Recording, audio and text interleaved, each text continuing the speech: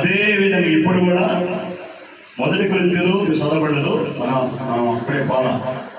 మొదటి కొరింథీయులు 12:7 11 మధ్యలోటి కాకుండా 7 11 ఏముంటుందంటే, ఆయనను అందరి ప్రయోజనం కొరకు ఆత్మ ప్రత్యక్షంగా ఇచ్చి కార్యం చేస్తున్నాడు. ఇప్పుడు కాదు నేను చదవబడినాయి. ఇది ఇంకొకటి కూడా మొదటి కొరింథీయులు 9:19-22 చూస్తే, పౌలు కాదు, అందరి విషయంలో నేను స్వతంత్రుడైనాను, అందరికీ నన్ను నేనే దారిగా చేసుకుంటున్నాను, ఏ విధంగా చేత నేను మాటలు చదవడం మధ్యలో చివరి 2 ఉంటుంది. కొందరు రక్షించుకోవాలండి, కొందరిని రక్షించుకోవాలని అందరికి అన్ని విధాలు వాడినాయి ఉన్నాను. హల్లెలూయా. ఇది మన అంశం. కాబట్టి నాకు గొంతు చాలా పెద్దది, ఇది ఒక రీసౌండ్ వస్తుంది అనుకుంటాను. కాబట్టి పిల్లరా, ఈ యొక్క మెసేజ్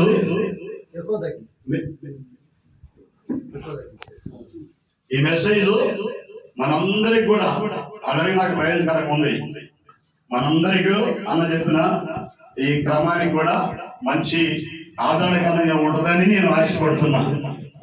ఎందుకంటే ఆల్రెడీగా ఈ క్రమాన్ని గురించి ఆయన ఒక దర్శనం చెప్పాడు. నాకు కూడా రాత్రి ఒక దర్శనం వచ్చింది. ఆ దర్శనం నేను చెప్పట్లేదు. ఈరోజు నేను మెసేజ్ చెప్పాలని నేను అనుకోలేదు. అన్న ఫోన్ చేసి గబిలా రాజరమ్మ అన్న ఇట్లా పరిస్థితి అంటే, ఆయన చెప్తున్నాగానే ఈ మెసేజ్ నాలో తరగలో మన యోబు గ్రంథం 37లో ఉంటుంది. 1-2 ఆశ్చర్యంగా ఆయన ఉరుముదని పుట్టించడం, మెరుపు పుట్టించడం ఉంటాయి. అట్లాగా ఆయన మాట్లాడుతున్నాగానే నాకు ఈ అంశం జ్ఞాపకానికి వచ్చింది. మైండ్లోకి వస్తా ఉంది, చెప్తా ఉండు. నేను అప్పుడు కూడా చెప్పా, నాకు నుంచి వస్తారు కదా అంటే, వాళ్ళు ఒకళ్ళు వస్తే నువ్వు లేదు, రాకపోతే నువ్వు చెప్పాలి, సిద్ధపడమన్నాడు. సరే మంచిది, అది ఖచ్చితంగా ఆయన చిత్తమైంది అనుకున్నాను. రాత్రి కూడా దీనికి దర్శనం కలిగింది. కాబట్టి చూడారా, ఇది అందరికి కూడా ప్రయోజనకరంగా ఉంటుందని ఆశపడుతున్నాను. కొన్ని డౌట్లు కూడా మీకు రావచ్చు. మీకు డౌట్లు వస్తే ఇక్కడ కాదు కానీ మరి ఫోన్లో నన్ను కాంటాక్ట్ చేయొచ్చు. నా నెంబర్ మీకు చెప్తాను తర్వాత. ఎందుకంటే ఇది అటువంటి సబ్జెక్ట్ కాబట్టి మీరు ఒకరు ఇనుండొచ్చు. అది నేను చెప్పినట్టు మీరు జ్ఞాపకం చేస్తున్నాను అంతే. యోహాను సువార్త 14:26 ఏముంది? ఇదిగో ఆయన ఆదరణకర్త వచ్చినప్పుడు సమస్తం మీకు బోధించి మీకు అన్ని నేను చెప్పాడు జ్ఞాపకం చేయమన్నాడు. కాబట్టి నేను మీకు జ్ఞాపకం చేస్తున్నా అంతే. మీకు తెలిసినాడే కానీ మర్చిపోయి ఉండొచ్చు. నేను కూడా మర్చిపోయి ప్రయోజనం ద్వారా చెప్తాను, హెచ్చరించబడి బలపడి అయ్యే మీకు జ్ఞాపకం చేస్తున్నాను. ఇంకేది కొత్త ఏం కాదు. కాబట్టి దయచేసి మీరు ఓపికగా వినగలరని. మరి ఇంకొక మాట ఏంటంటే, అన్న డాక్టర్ అదనంలో మాట్లాడే టాపిక్ వస్తుంది. 2-3 నెలలు కష్టపడండి, మీకు దారి బాగా అలవాటు అయిపోద్ది అన్నాడు. 2 నెలలు 3 నెలలు కాదు. నా లెక్క ఏంటంటే, నేను కూడా ఇక్కడ కాదు అక్కడ ఆనందిస్తే బాగుంటుందని నా మనసులో కూడా ఉండింది. కానీ ఇక్కడ క్రమాన్ని ఉన్న తర్వాత నాకేమనిపించిందంటే, ఆల్రెడీగా కీర్తన 4:1 ఇరుకులో ఉండి నాకు నువ్వు విశాలత కలగజేయవాడు నీవే. ఇది ఇప్పుడు కాదు, కేవలం దీని గురించి కాదు, ఆల్రెడీగా మన జీవితం అలా ఉండాలి. సేవకులమైన మనము ఇరుకులో ఉండడానికి ఇష్టపడి మనం సాధన వేడాలి. దాంట్లో మన విశాలత కోరు. ఎందుకంటే నేను గతంలో పిల్లలా ఆ విశాలత కోరుకొని బైబిల్ తెలియక వాక్యం తెలియక దెబ్బతిని ఆ ఇరుకులో బలపడి ఆనంద సంతోషం తృప్తి పొంది సంతృష్టి పొంది నీకు ఇంత మనం జ్ఞాపకం చేస్తున్నాం. సరే మంచిది. కాబట్టి మీరు ఆ జాగ్రత్తగా వెనకాలని మనం చేస్తున్న శ్రమ పోషణ కూడా కొంచెం ఇబ్బంది లేదు. మనం అంతా దేవుని లీలమై ఉన్నాం కాబట్టి మరి కొంచెం జాగ్రత్తగా వెనకాల మనం చేస్తున్నాం. సరే, వాక్యం చదువుకొని మనం ముందుకు వెళదాం. అదేంటంటే అదే చదవండి. 1 కొరింథీయులు 12:7 మధ్యలో 8, 9 వదిలేసి 11 చదవండి.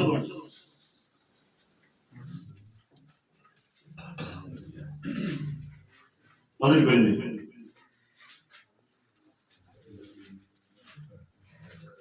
అయినను ఆ. అందరి ప్రయోజనం కొరకు ఆ. ప్రతి వానికి ఆత్మ ప్రత్యక్షత ఆ. అనుగ్రహింపబడుచున్నది. ఆ. తర్వాత 11 వచ్చును. 11 ఉమ్.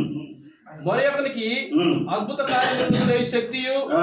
మరి ఒకనికి ప్రవచన వరమును, ఆ. మరి ఒకనికి అది కాదు నాయన, 11 వచ్చును. 11 ఆ. ఆయనను వీటన్నిటిని ఆ. ఆ ఆత్మ యొక్కడే ఆ. తన చిత్తము చొప్పున ఆ. ప్రతి వానికి ప్రత్యేకముగా ఆ. పంచి ఇచ్చుచు ఇంటి కలగజేస్తున్నాడు. హల్లెలూయా. ప్రార్థన చేసుకున్నాం. ఒక మాట. కృపగల తండ్రి, దయగల మా ప్రభువా, యేసయ్యా నీ స్తోత్రాలు. నీ పాదాల దుమ్ము ధూళి కంటే ఏలమైన వాళ్ళలో ప్రధానుడనని ఒకసారి, 2 సార్లు, 3 సార్లు నేను చెప్తున్నాను. అయితే నీవే నా సేవ చేయమని నేను కోరుకున్నాను. నా నిజమైన కుమారుడు నువ్వు పిలిచిన విధానాన్ని బట్టి 1 సారి, 2 సార్లు, 3 సార్లు నువ్వు నిలబెట్టావని, రాత్రి దర్శనాన్ని బట్టి, గీతాజీ దర్శనాన్ని బట్టి అయ్యా నేను విశ్వాసించు, ఆ విశ్వాసం మీరు నాకు ఇచ్చిన దాన్ని బట్టి నిలబడ్డాను ప్రభా. మీరు నా నోరు ముట్టి నా పెదవులను ఆయన తాకి మీ శిరుషాలను మరుగుపరిచి మీ నామానికి మహిమ కూడి నీ బిడ్డకి అందరికీ సంతోషం, సంఘానికి క్షేమానికి దయచేయమని నీకే స్తుతి స్తోత్రాలు చేయవచ్చు. యేసునామములో ప్రార్థిస్తున్నాము తండ్రి. ఆమేన్. హల్లెలూయా. చూడండి పిల్లరా, మనం చదువుకున్న ఆ వాక్యము అందరి ప్రయోజనము, అందరికీ ఆ ఆత్మే ఇస్తున్నాడు. అది ఒక్కొక్కరికి ఒక విధమైన ఆడ ఉంది. అది ఇప్పుడు ఈ దినాలలో ఒక్కొక్కరికి 5 వరాలు కూడా ఉన్నాయి, 6 వరాలు కూడా ఉన్నాయి. కొంతమందికి అయితే 9 వరాలతో కూడా వారం పడి ఉన్నారు. నాకైతే 4 వరాలు ఉన్నాయి దాంట్లో. హల్లెలూయా. అయ్యేందంటే ఒకటి విశ్వాసం ఉంటుంది, ఇంకొకటి జ్ఞానవాక్కు, ఇంకొకటి ప్రవచనము, ఇంకొకటి 4వది ఆత్మ వివేచన. ఈ 4 అనుభవాలను నేను ప్రస్తుతం వాడబడుతున్నా. వాటిని వివరించడానికి సమయం చదివి మన సబ్జెక్ట్ కాదు. కాబట్టి పిల్లరా, ఈ విధంగా అందరి కొరకు ఆత్మ మనకి అనుగ్రహించి నడిపించబడుచుండగా ఈ దినాలలో ఎక్కువ శాతం 90 కాదు 95% ఒకరి మీద ఒకరు ఎక్కువ విరోధం పెట్టుకొని ఉంటున్నారు సేవకులు. మనకు తెలుసు. అది వద్దు. పైగా ఈ దినం అస్సలు వద్దు. ఎందుకంటే బైబిల్లో పౌలు గారు చెప్పిన ఆయా సందర్భాలలో మీరు దేవదూతలు తీర్పు తీర్చలేరా, తీర్చుకునేవాళ్ళు మీరు కాదా, అల్పమైన సంగతులు మీరు తీర్చలేరా, మరి మీరు ఒకడైనా తీర్పు తీర్చేవాళ్ళు లేరా అని మాట్లాడే. తర్వాత యోహాను గారు కూడా ఇదిగో వచ్చిన వాటితో మీరు శుభమని చెప్పొద్దు, వాటితో కలిసి మరి స్పందించొద్దు, అలా చేసిన వారి దుష్టక్రియలో పాల్గొడని యోహాను పత్రికలో మొదటి పత్రికలో ఉంటాయి. అవన్నీ జరిగిపోయినాయి, అయిపోయింది. ఇది కంప్యూటర్ కాలం రాకముందు, ఇది కంప్యూటర్ కాలం. ఇది ఇప్పుడు జరుగుతున్న సబ్జెక్ట్ ఏంటంటే మనం బాగా గ్రహిస్తే, పిల్లరా ధ్యానిస్తే, నాకు చీకటి నాకేం కనపడలేదని రాసుకున్నాను ఇలా. కాబట్టి నాకు చూసుకోవడం ప్రాబ్లమే. ఒకవేళ చెప్పడంలో మీకు నేను మామూలుగా చెప్పేస్తుంటాను, మళ్ళా ఒక వైపు చదివిస్తే మీరు అభ్యంతర పడద్దు. చెప్పాడు మళ్ళా చదివిస్తాను దయచేసి, ఎందుకంటే దేవుని యొక్క నడిపి నాకు అలా ఉంటుంది పిల్లరా. కాబట్టి మనము ఆదాగుండగా అలా జరిగినాటి విమర్శించుకున్నాటి ఆ విధంగా సంభవించిన గడిచిపోయాయి.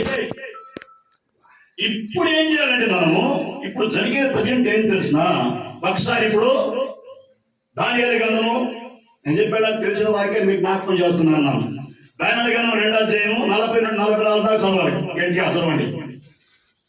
దానియేలు గ్రంథం 2వ అధ్యాయము 40 నుండి 44 దాకా. అది ఇనుము వలె బలముగా ఉండును. ఇనుము సమస్తమైన వాటిని దంచి విరగొట్టున్నది కదా. ఇనుము పగలగొట్టునట్లు అది రాజ్యములన్నింటినీ పగలగొట్టి పొడి చేయును. పాదములను వేళ్లును కొంత మట్టుకు కుమ్మరి మట్టిగాను. అయ్యా ఏ రాజ్యం? 4వ రాజ్యం ఉంటుంది చూడు. అదే 4వ రాజ్యం చెప్పాలా? సరే కానీ పర్లేదు. కానీ రాజములు వేళ్ళును కొంత మటుకు కుమ్మరి మట్టిది గాను ఆ, కొంత మటుకు ఇనుపది గాను ఆ, ఆ, తమరికి కనబడెను ఆ, గనుక ఆ. ఆ రాజ్యములో భేదములుండును ఆ, అయితే ఆ. ఇనుము బురదతో కలిసి ఉన్నట్లు ఆ. కనబడును గనుక ఆ. ఆ రాజ్యములో అలాగు నుండును ఆ. ఆ రాజ్యము ఇనుము వంటి ఆ. బలము గలదై ఉండును ఆ. పాదములు వేళ్ళు ఆ. కొంత మట్టుకు